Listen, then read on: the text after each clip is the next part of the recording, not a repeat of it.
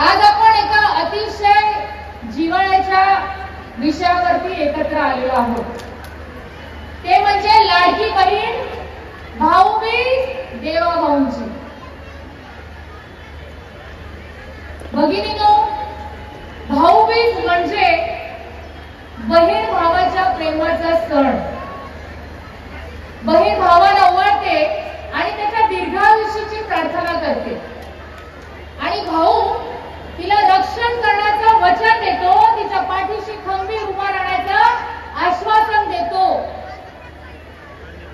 पण मला इथे प्रत्येक भगिनीनं अभिमानाने सांगावंसं वाटते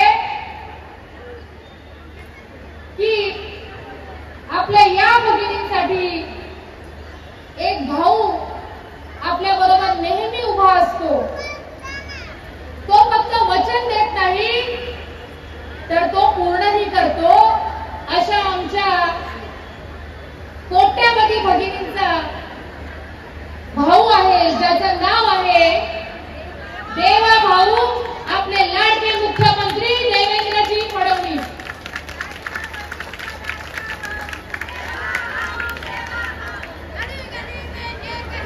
देवाभाऊंबद्दल बोलत असताना मला या ठिकाणी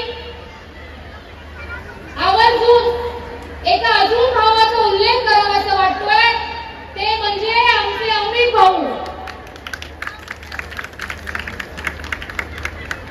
मुंबई भाजपाचे अध्यक्ष अमित साटमजी, राज्यात देवाभाऊ, मुंबईत अमित भाऊ। मुंबईचे सखोल जाण असणारे, तसंच महानगरपालिकेमध्ये आणि विधानसभेमध्ये जे कामकाज, त्यांचा प्रदीर्घ अनुभव आणि सर्वसामान्यातून, सर्वसामान्य कार्यकर्त्यातून उभे असणारे, कोणताही राजकीय वारसा नाही असे आमचे नेते अमित साटमजी, आमचे अमित भाऊ या ठिकाणी उपस्थित आहेत।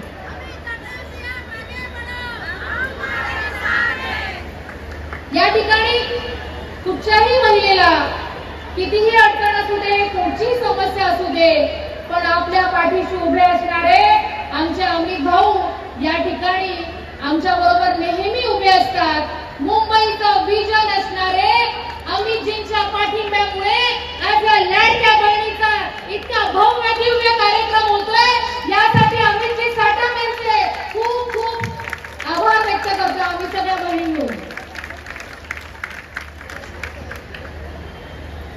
भगिनींनो, खरं बघितलं तर आज भाऊबीजेला भाऊ ओवाळणी देतो। आपल्या देवाभाऊंनी जी दिलेली ओवाळणी आहे ती साधी सुधी नाहीये। पूर्वी मुली ज्या वेळेला जन्माला यायचे तेव्हा अनेकांचे चेहरे पडायचे, पण आमच्या देवाभाऊने माझी कन्या भाग्यश्री अशी योजना आणली आणि माझी कन्या ही ओझं नाहीये मुलगी, तर ती मुलगी ही भाग्यश्री आहे। तिच्या शिक्षणासाठी, तिच्या सन्मानासाठी सुकन्या समृद्धी सारख्या योजना आणल्या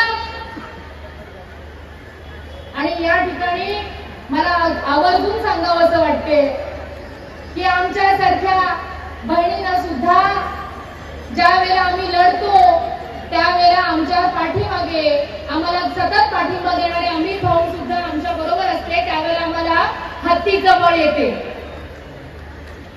माझ्या भगिनींनो, आज या ठिकाणी फक्त भावाने ओवाळणी द्यायची नसते, तर बहिणीने सुद्धा भावाच्या विजयासाठी भावाच्या पाठीशी उभं राहायचं असते।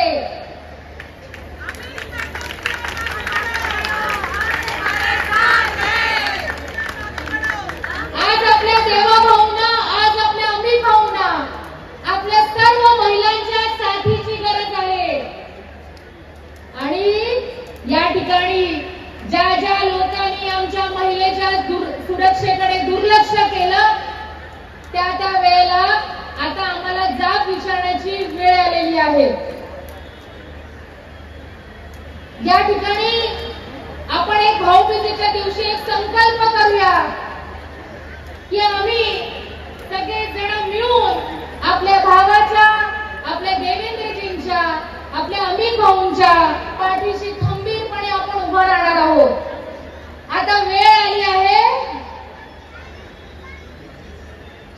दाखवायची.